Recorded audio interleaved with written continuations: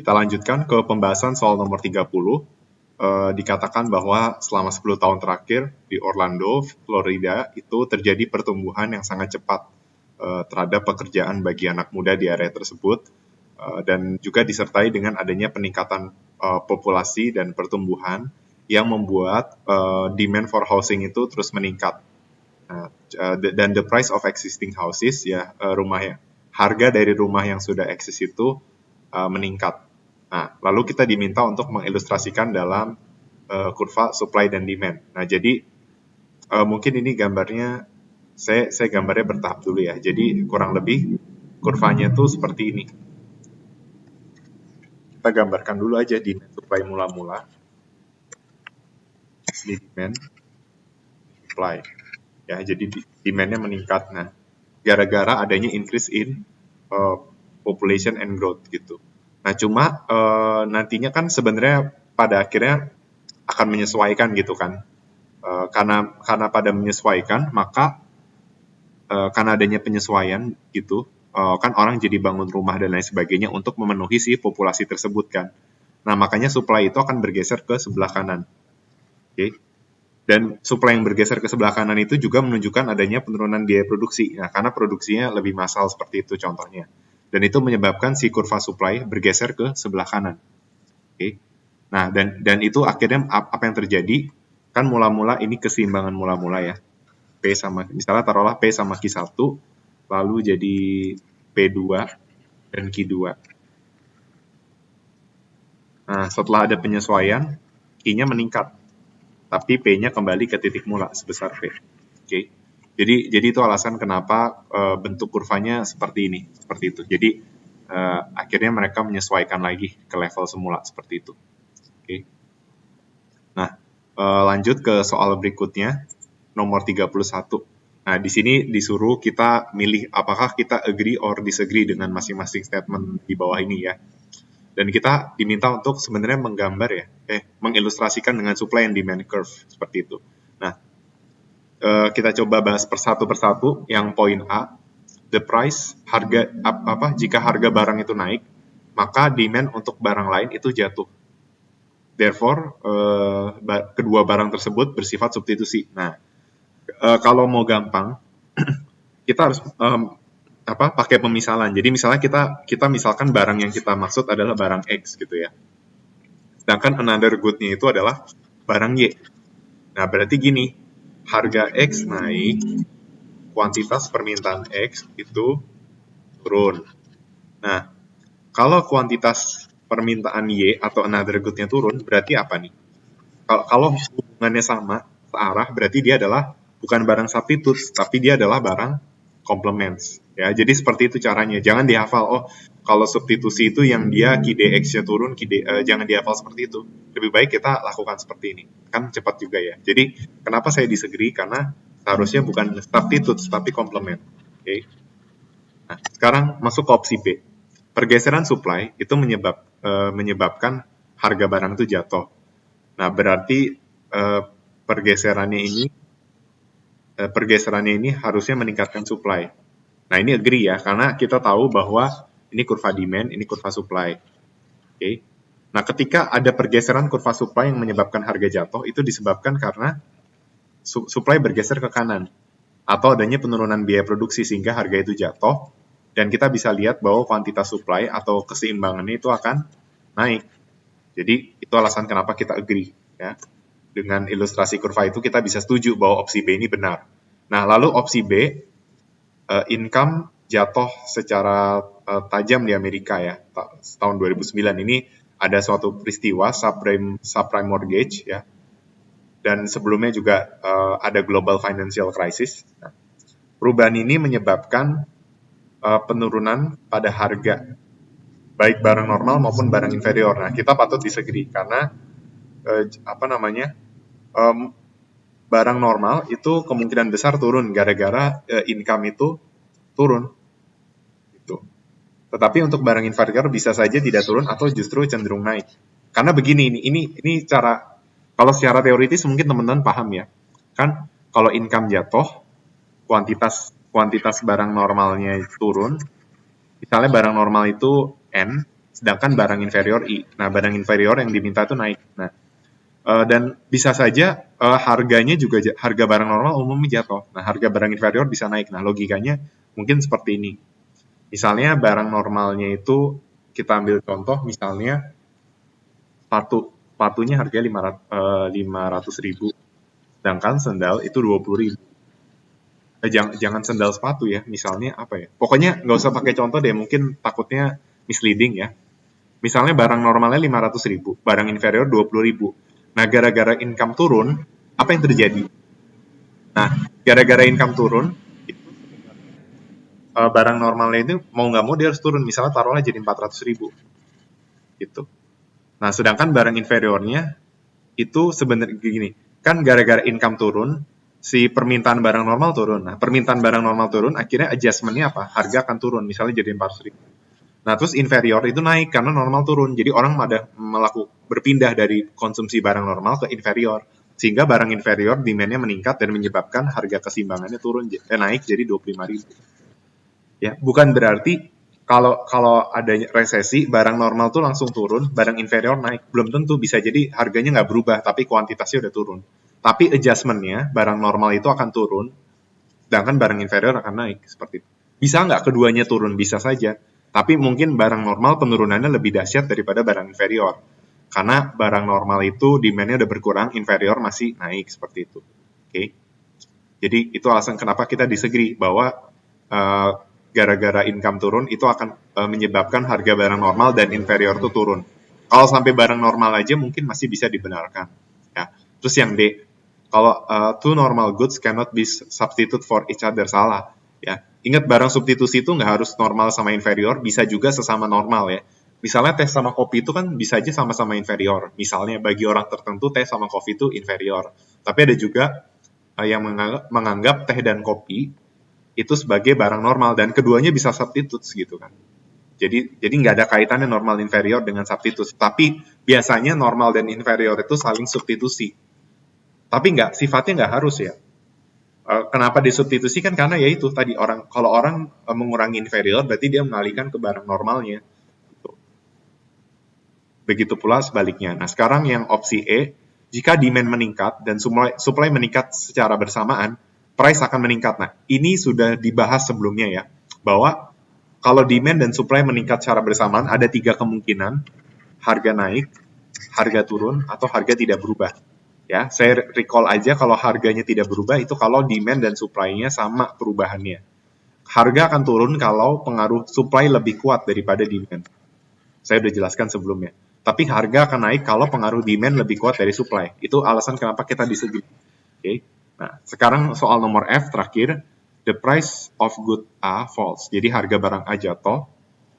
Nah, ini menyebabkan harga barang B itu naik. Maka, ini akan menyebabkan kenaikan pada barang B. Nah, sehingga barang A dan barang B adalah barang komplement. Nah, ini mungkin agak bingung ya, gimana ya harga barang A, terus apa kaitannya harga barang A turun, harga barang B naik dengan barang komplement. Jadi, intuisinya seperti ini. Jadi ketika harga barang A turun, kuantitas permintaan A itu naik.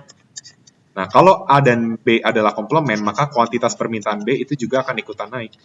Nah, kuantitas permintaan B yang naik ini akan memicu kenaikan harga barang B. Nah, agak sulit ya pola pikirnya, kok bisa ya harga barang A turun, harga barang B naik, berarti A dan B adalah komplement. Nah, dari sini pola pikirnya. Ya, saya ulangi, harga barang A turun menyebabkan kuantitas permintaan barang A naik. Nah, kuantitas permintaan barang A naik secara bersamaan, kalau A dan B komplement, itu kuantitas B-nya naik. Nah, kuantitas B yang naik itu akan direspon dengan peningkatan harga barang B, ya kan? Ini demand, supply. Kalian harus sering-sering menggambar kurva demand supply supaya lebih terbiasa ketika menganalisis ya. Ada kenaikan harga ketika ada peningkatan demand seperti itu. Oke, semoga masih bisa dipahami untuk pembahasan dua soal sampai sekarang ya. Nah, sekarang kita masuk ke soal nomor 32 ya. The Surgeon General warns ya, mengingatkan bahwa kalau kita makan makanan yang high kolesterol itu menyebabkan heart attack, itu serangan jantung. Nah, Jadi bagaimana oh ya ini disuruh mengilustrasikan market forex. Nah, ceritanya telur itu mungkin mengandung kolesterol yang tinggi sehingga sudah diingatkan nih bahwa makanan ini tinggi kolesterolnya dan itu bisa menyebabkan serangan jantung. Nah, berarti apa yang akan terjadi kalau memang peringatan ini ngefek, maka konsumer jadi lebih tidak prefer untuk konsumsi konsumsi telur, makanya demand-nya turun. Sehingga kurvanya seperti ini. Demand turun menyebabkan harga turun dan quantity turun, tapi supply-nya tetap sama. Ya. Nah, terus misalnya apa yang terjadi jika harga bacon sebagai komplement telur? Nah, kalau teman-teman tidak tahu bacon, itu seperti daging ya. Dia bisa babi, bisa bukan ya. Biasanya kalau di hotel itu disajikan orang makan bacon itu bisa sama roti, bisa sama telur ya. Jadi ada telur, ada dagingnya gitu. Nah, bacon itu adalah complementary produknya. Nah, apa yang terjadi ketika harga dari bacon itu turun terhadap market forex? Nah, harga bacon turun. Jadi kalau kalau kalian mau belajar mau mengerti demand supply harus kayak gini cara mengerjakan soal. Jangan cuma hanya membaca materi karena sulit untuk dibayangkan. Jadi harus langsung ke latihan soal dan dicoba gitu ya. Harga bacon turun, kuantitas permintaan bacon naik. Kuantitas permintaan bacon naik, maka sebagai komplement telur itu akan naik kuantitas permintaan. Sehingga kurva demand bergeser. Oke. Demand-nya bergeser, supply-nya tetap. Nah, maka apa yang akan terjadi? Yang terjadi kuantitasnya itu akan meningkat di P1, di P2. Harga dan kuantitas akan meningkat. Oke. Nah, bagaimana kalau harga the price of chicken jadi kayak harga untuk makanan ayamnya itu naik. Nah, kita mesti tahu telur itu sumbernya dari ayam, ya kan? Jadi kalau pakan buat ayamnya naik, berarti kan biaya input ya, biaya produksinya jadi naik. Makanya kurva supply geser ke kiri atas. Apa yang terjadi? Harga naik dan kuantitas turun secara equilibrium. Oke. Nah, terus bagaimana jika ternyata salad itu menjadi tren ya kalau untuk disajikan di pesta-pesta ya, di mana apa namanya the dressing is made with raw eggs. Nah, jadi intinya membutuhkan telur sebenarnya. Nah, seringkali kita mungkin mikirnya oh gara-gara ada salad jadi mengurangi permintaan telur, tapi ada catatannya ya bahwa buat party, nah the dressing is made with raw eggs. Nah, berarti ini butuh telur lebih banyak, makanya demand-nya meningkat. Oke, jadi baca soalnya mesti secara keseluruhan. Lalu yang terakhir ya, a technological innovation. Ada inovasi teknologi yang dapat mengurangi hancurnya telur selama packing gitu ya. Kan biasa ya ketika packing itu biasalah ada produk yang jadi cacat atau kalau dalam konteks telur tuh jadi pecah gitu ya, kecerobohan manusia, human error segala macam. Nah, intinya gara-gara ada inovasi teknologi berarti bioproduksi jadi turun karena jumlah telur yang pecah jadi lebih sedikit kan. Makanya supply-nya geser ke kanan, tapi demand-nya tetap. Oke. Makanya kurvanya seperti ini. Dan apa yang terjadi ketika supply bergeser, demand tetap, harga turun, kuantitasnya akan naik seperti itu. Oke. Nah, jadi saya rasa sebenarnya kita udah cukup banyak membahas soal-soal yang berkaitan dengan kurva ya. Semoga sudah bisa memahami dan nantinya akan ada contoh-contoh soal bisa dicoba. Ya. Nah, kalau dari tadi kita lebih banyak tentang kurva. Nah, sekarang mungkin kita masuk ke soal hitungan yang masih sederhana ya. Masih sederhana nih. Ceritanya dikasih tahu market demand-nya seperti ini dan ini market supply. Nah, disuruh menggambar kurva supply demand dengan informasi harga sama dengan ketika harganya 5 sampai 15. Nah, sebelumnya saya udah jelasin cara gambar kurva demand supply. Tapi sekarang ini ada titik-titik informasi. Nah, nanti saya akan arahkan bagaimana cara membuat kurvanya dari informasi ini. Oke. Pertama-tama kita diminta untuk mencari quantity demand dan quantity supply ketika harganya 5 sampai 15. Nah, saya akan beri contoh ketika harganya 5. Nanti teman-teman bisa lakukan kalau harganya 6 sampai 15 dan pastikan jawaban teman-teman sama seperti ini ya.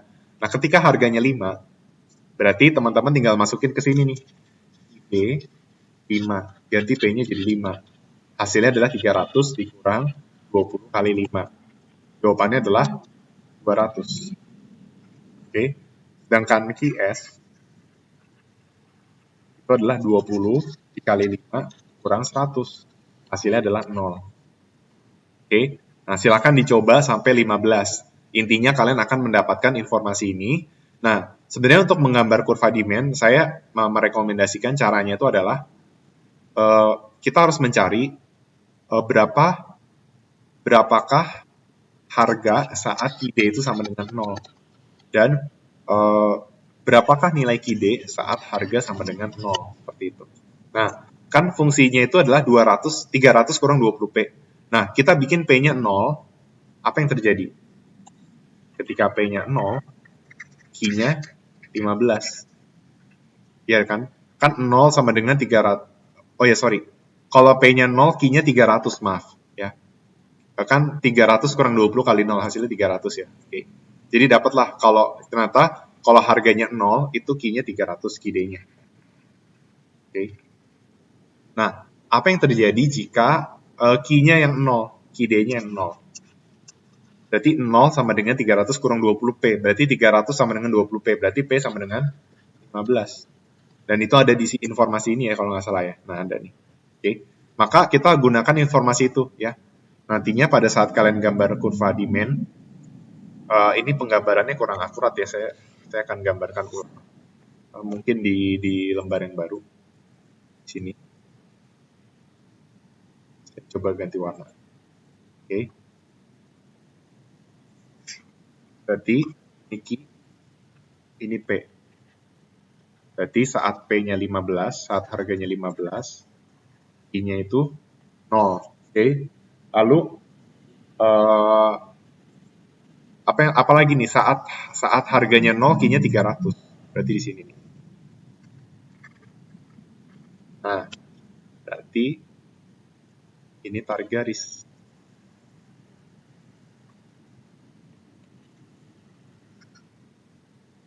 Ini adalah ID. Ini adalah demand function-nya. Oke. Nah, terus cara gambar supply gimana? Nah, cara gambar supply, saya cuma ngajarin gini. Kita harus bikin P-nya 0. Jadi kita mesti tahu kalau P-nya 0. Bukan salah. Bukan P-nya 0. Saat Q-nya 0, P-nya berapa? Coba masukin 0 sama dengan 20P kurang 100. Berarti 20P sama dengan 100. Nah, nanti dapat P-nya sama dengan 5. Terbukti kan kalau harganya 5, Q supply 0. Nah, berarti starting point-nya di sini nanti.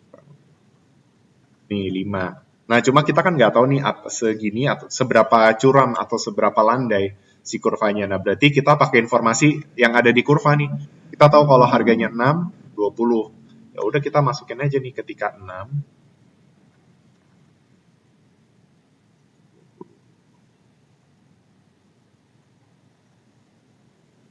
Nah, jadi udah dapat 2 titik, langsung tarik garis aja.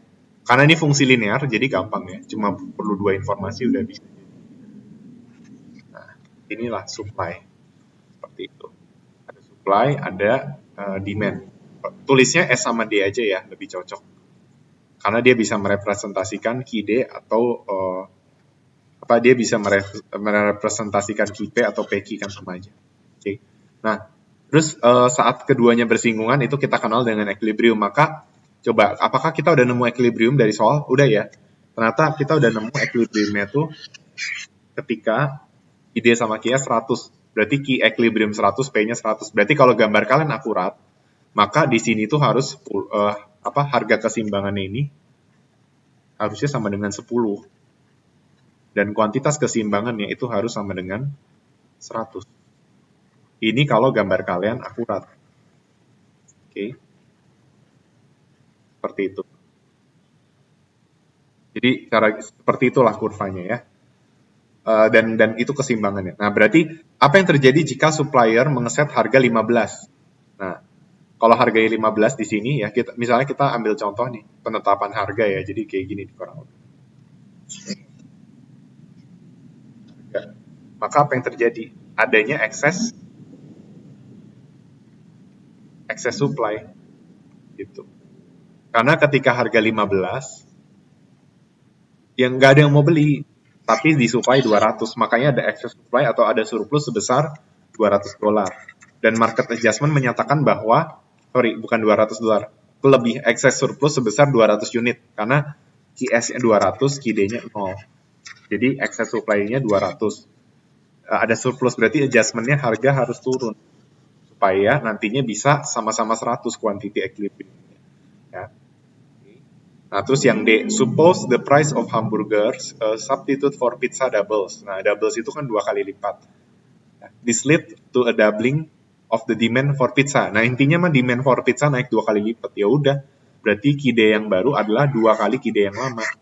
KIDE yang lama itu 300 min 20P, berarti dikalikan 2 hasilnya adalah 600 kurang 40P. Udah gampang kan? Terus nyari lagi equilibrium yang baru, ya udah masukin KIDE yang baru dan sama dengan QS yang lama. Dapatlah harga dan kuantitas yang baru. Nah, coba kita bandingkan sama ini equilibrium yang baru ya. Equilibrium mula-mula itu 10 sama 100. Nah, apa yang bisa kita lihat di sini? Nah, di sini kita bisa melihat bahwa peningkatan demand itu menyebabkan harga dan kuantitas equilibrium itu akan meningkat. Terbukti kan dari dengan meningkatnya demand sebesar 2 kali lipat, harga naik dari 10 ke 11,67 dan kuantitas naik dari 100 ke 133,33 atau 400 per 3 seperti itu. Oke. Nah, semoga untuk soal hitungan teman-teman nggak ada kendala karena ini soal yang masih cukup mudah, belum susah sama sekali. Oke. Nah, lanjut aja ke nomor 34 ya. Sebuah analis berpendapat bahwa demand untuk newspaper di Baltimore itu seharusnya bergeser ke sebelah kanan. Kenapa? Karena orang-orang lebih memiliki literasinya lebih tinggi gitu. Nah, kalian tahu ya namanya literasi itu luas sebenarnya, nggak termasuk membaca, termasuk berhitung pun literasi. Tapi umumnya orang tahu literasi itu terkait dengan membaca ya. Nah, kita diminta untuk membuat 2 kemungkinan ya. Kalau seandainya resultnya itu hasilnya demand curve-nya itu shifting to the right ya, berarti apa yang kira-kira membuat demand untuk koran di Baltimore itu meningkat. Nah, di sini saya nggak perlu jelaskan sebenarnya apa saja yang membuat demand itu shifting ke kanan kan. Intinya faktor-faktor di luar harga kan udah saya pernah jelaskan ya, ada income dan sebagainya. Nah, di sini saya jawab aja ya, average income orang mungkin naik ya, dan itu menyebabkan demand meningkat. Atau kemungkinan lainnya, population-nya itu yang naik. Dengan demikian orang yang beli newspaper akan lebih banyak. Gitu. Ibaratnya gini, misalnya dalam satu kota yang beli koran 10%, ya kan? Tadinya populasi 1 juta. Taruhlah sekarang populasinya 2 juta. Sekalipun yang baca koran 9%, tetap aja naik kan? Gitu. Jadi bisa jadi bukan karena income-nya naik, tapi populasinya meningkat. Makanya orang pada beli koran lebih banyak. Oke. Nah, lanjut lagi ke soal nomor 35. Nah, soal nomor 35 ini nggak saya jelaskan. Kenapa? Karena tadi sudah diterangkan soal serupa. Nah, ini intinya soalnya bersumber dari Cash and Fair 3.19 edisi 11 atau 5.11 edisi 12. Ya. Nah, silakan kalian berkunjung ke sana, lihat soalnya seperti ini. Nah, itu bisa dicoba. Oke. Silakan aja. Ini soalnya gampang. Nah, sekarang kita lanjut ke soal nomor 36. Nah, the growing popularity of coffee in China itu punya impact terhadap market teh. Ya. Biasanya kalau kopi dan teh disandingkan itu adalah barang substitusi. Nah, kita diminta untuk menggambar supply demand curve untuk menunjukkan bagaimana increase in demand for coffee itu mempengaruhi market for tea. Terus describe what has happened to the equilibrium price and quantity of tea.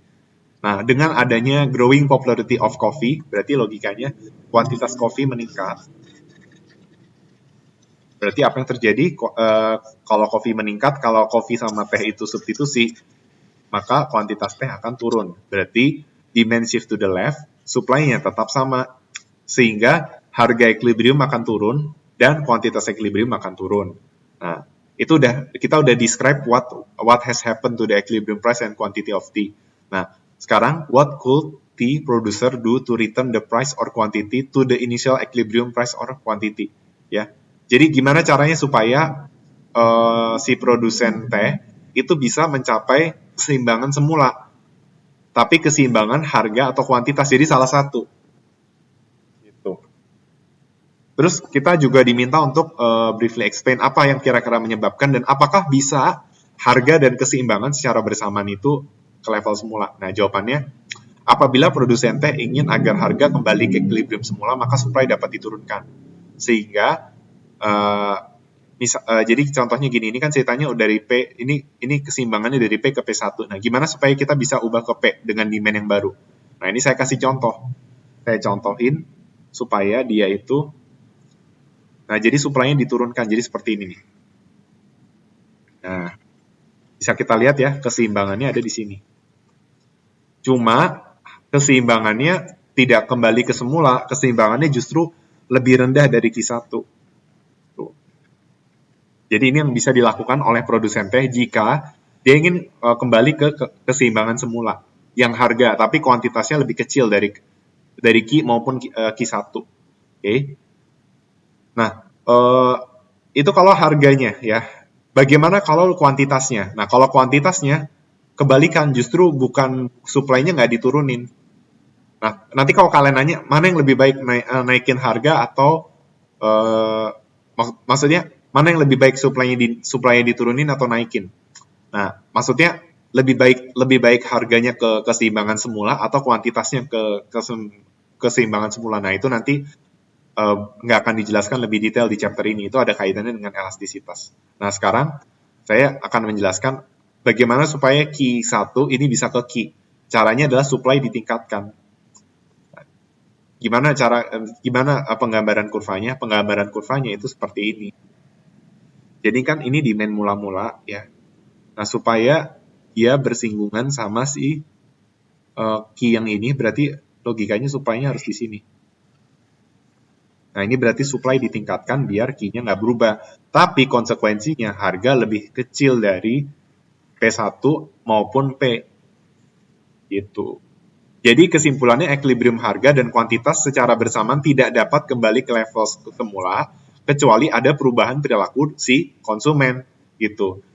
Ya. Kalau misalnya contohnya nih supply ditingkatkan, kuantitas kan ke keseimbangan semula, tapi harganya turun. Nah, kalau mau harga ke level semula, demand harus meningkat. Jadi demand-nya harus ke sini lagi.